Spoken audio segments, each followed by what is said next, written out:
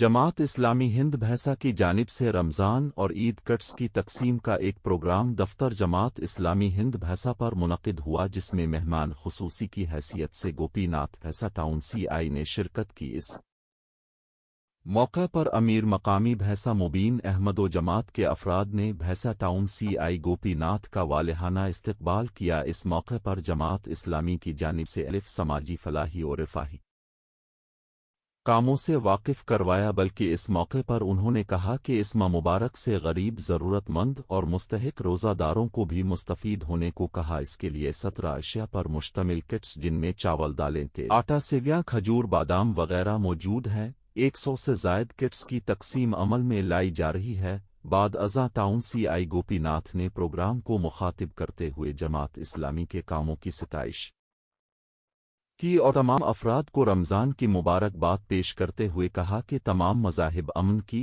और अच्छाई की तालीम देते हैं और ये कुरान भी तमाम इंसानों के लिए निज़ाम हयात है। इसको न सिर्फ पढ़ें बल्कि इसको समझकर इस पर अमल करें और उसकी तालीमात को दूसरों तक ख़ुसूसियत के साथ नौजवान नस्ल तक पहुँचाने को कहा, क्योंकि आज के नौजवान मुख्तलिफ समाजी बुराइयाँ जैसे शराब नोशी, सट्टा मटका वगैरह में बड़ी तेज़ी के साथ मुलव्वस हो रहे हैं। मज़ीद उन्होंने भैंसा के नौजवानों से कहा कि वो ज़ेवर तालीम से अपने आप को आरास्ता करें, क्योंकि इल्म ही एक वाहिद हथियार है जो हर मैदान में कामयाबी से हमकिनार कर सकता है। बाद अज़ां जमात इस्लामी हिंद भैंसा की जानिब से सर्किल इंस्पेक्टर गोपीनाथ को बतौर तोहफ़ा कुरान मजीद पेश की गई। इस मौके पर अशरफ अली, हफीज़ खान, सैयद गौस अब्दुल हक, शेख फारूक, मोहम्मद शफी, शेख परवेज़, मुजाहिद बरकत के अलावा जमात के कारकुनान की कसीर तादाद मौजूद।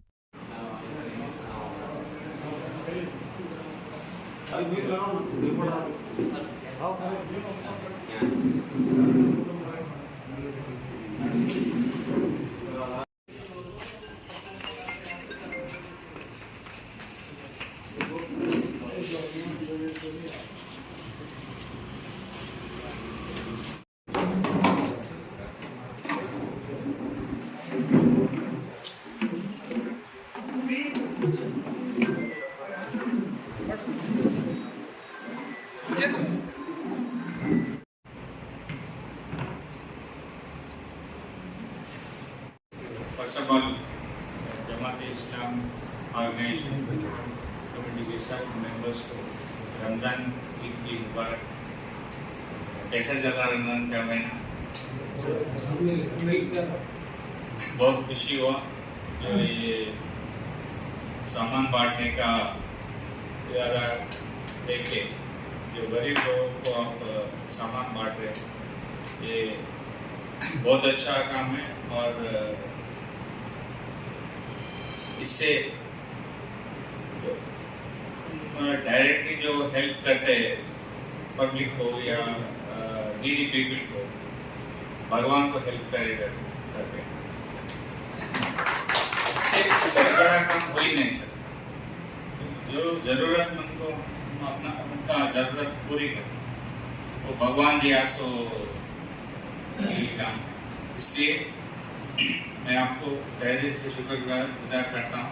आपका ऐसा ये नेक काम जारी रखो और जो भी नीडी पीपल है सिचुएशन के हिसाब से हेल्प करो।